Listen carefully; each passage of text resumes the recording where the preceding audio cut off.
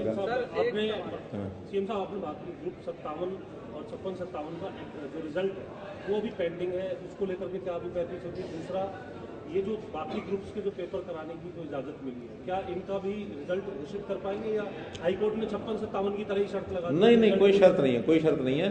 केवल 56-57 का निर्णय कोर्ट ने करना है, क्योंकि उसमें थोड़ा सा कुछ क्वेश्चंस सेम क्वेश्चन रिपीटेड हो गए। रिपीट क्वेश्चन का उन्होंने निर्णय करना है, इसको अलाउ करेंगे कि नहीं करेंगे। पहले 57 हुआ था, 57 तो कोई रिपीट ही है नहीं, और संयोग ऐसा कि पहले 56 होना था, बाद में 57 होना था, लेकिन किन्हीं कारणों से हमको 56 वाली डेट वो 57 के बाद रखनी पड़ गई, तो पहले 57 हो गया, फिर 56 हो गया।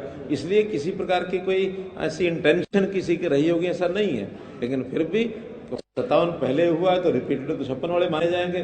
जो कोर्ट का निर्णय होगा उसको हम स्वीकार करेंगे, लेकिन आगे जितने टेस्ट होंगे उसके परिणाम पर किसी प्रकार की कोई रोक कोर्ट का ये बैरियर हटने के बाद अब क्योंकि आपने वादा किया था 60,000 से अधिक रोजगार देने का, कब तक इसको नहीं। अब चूंकि टाइम टेबल अपने स्टाफ सिलेक्शन कमीशन के लोग शेड्यूल बनाएंगे, और उस शेड्यूल बनाने के बाद सबको एक उचित अवसर उनका कम्युनिकेशन उनको देना, फिर उनका पेपर लेना, तो टाइम टेबल बनेगा।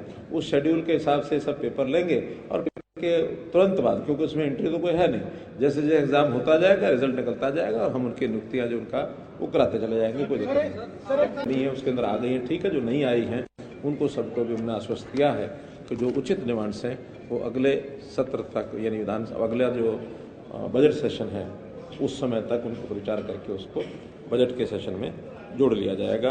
तो इस प्रकार से 2-3 सूचनाएं और मैं देना चाहूँगा कि आज हाईकोर्ट में केस लगा हुआ था ग्रुप सी का, जो सीईटी का टेस्ट, उसके अंदर मुझे बताते हुए प्रसन्नता है कि वो जो 56-57 वाला जो एक पेपर का प्रश्न, जो 2 पेपर थे उनको छोड़ करके आगे और परीक्षा लेने के लिए हाईकोर्ट ने परमिशन दे दी है कि जो सेकंड एग्जाम बाकी जो पोस्टें हैं उनके लिए जो है स्टाफ सिलेक्शन कमीशन उस एग्जाम को करा सकता है।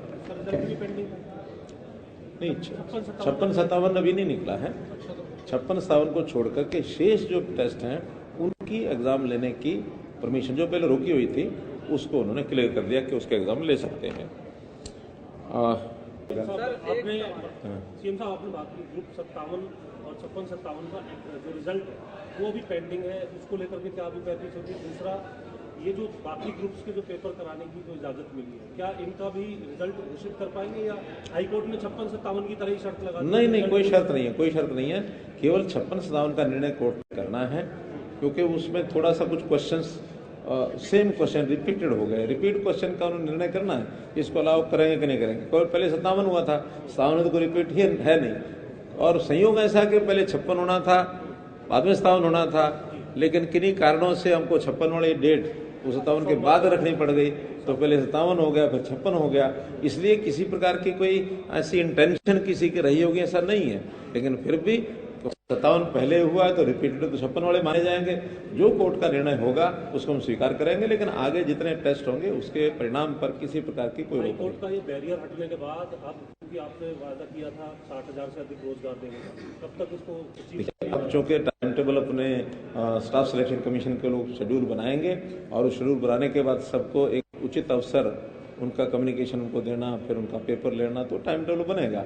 उस शेड्यूल के हिसाब से सब पेपर लेंगे, और के तुरंत बाद, क्योंकि उसमें एंट्री तो कोई है नहीं, जैसे जैसे एग्जाम होता जाएगा रिजल्ट निकलता जाएगा, और हम उनकी नियुक्तियां जो उनका वो कराते चले जाएंगे। कोई दिक्कत नहीं।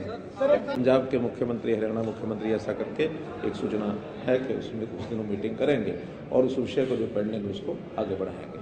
इतने विषय आपकी जानकारी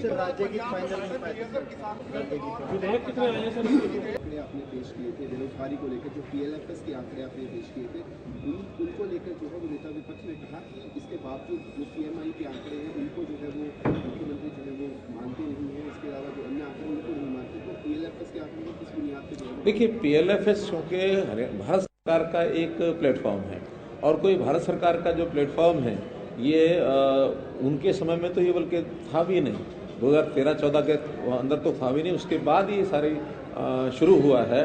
तो इस आंकड़ों के सरकारी जो डाटा है वो हमने बताया है, उसमें कम ज़्यादा होते रहते हैं, लेकिन इस बार जो है हमारा आंकड़ा 5.2% आया है, और केंद्र का इससे ज़्यादा है, यानी ऑल इंडिया का एवरेज जो है वो इससे ज़्यादा है।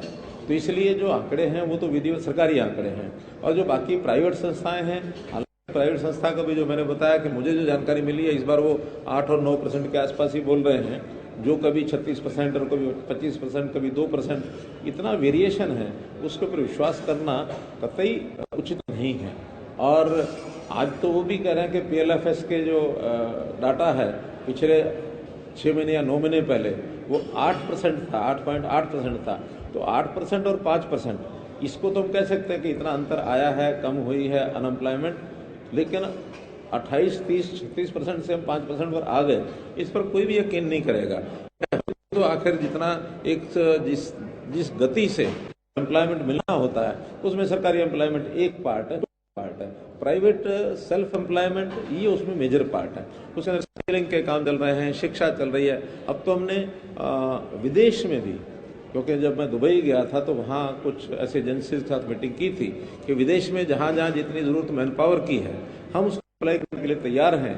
तो वो सारे मैच्योर हो रहा है, और अभी 1000 लोग इजराइल ने मांगे हमारे से, और 2 देशों ने कुल मिला के 150 तो है, 1150 की हमने ऐड भी निकाली है कि जो लोग स्किल्ड हैं वो इस अंदर अप्लाई करें। और फिर उसका चयन का तरीका, क्योंकि उन एजेंसीज को भी बुलाना पड़ेगा जिन्होंने रखना है, वो पैरामीटर उनके भी हैं, तो उस हिसाब से उन शर्तों पर चयन करके वहाँ भेजेंगे। और ये संख्या बढ़ सकती है, क्योंकि आज दुनिया में बहुत ऐसे देश हैं जहाँ मैन पावर की बहुत आवश्यकता है, और उस मैन पावर के नाते से अब भी वैसे भी हमारा युवक हरियाणा और पंजाब के तो विदेश में जाने के लिए तरह तरह के हथकंडे अपनाते हैं, इलीगल हथकंडे भी अपनाते हैं, जो हमने मना किया कि नहीं करना है, क्योंकि रिस्क, लाइफ को रिस्क होता है, तो वो नहीं अपनाना चाहिए। डोंकी जैसा जो एक सिस्टम चल पड़ा है, उसको बिल्कुल भी हमने डिस्करेज किया है। उसके खिलाफ हम तो जहाँ जहाँ ऐसे की जानकारी मिलती है जिसको यानी एनकरेज करते हैं, उनके खिलाफ कार्रवाई भी करते हैं। तो कुल मिलाकर के विधिवत एक लीगल तरीके से, सिस्टमेटिक ढंग से उनको वहाँ भेजा जाए, तो एम्प्लॉयमेंट के लिए बाहर जाते तो अच्छी बात है।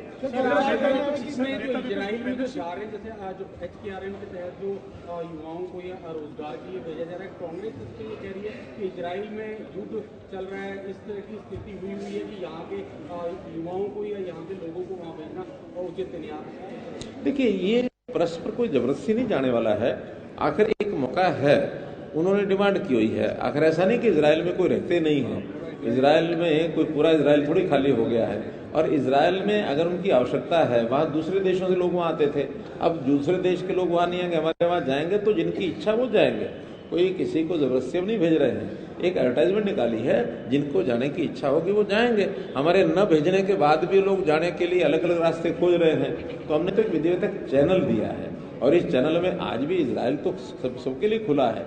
ऐसा नहीं कि लोग इजराइल जाना बंद हो गए हैं। अब वहाँ की जैसी परिस्थिति है, उस परिस्थिति के हिसाब से सब अपना विचार करके जाएंगे।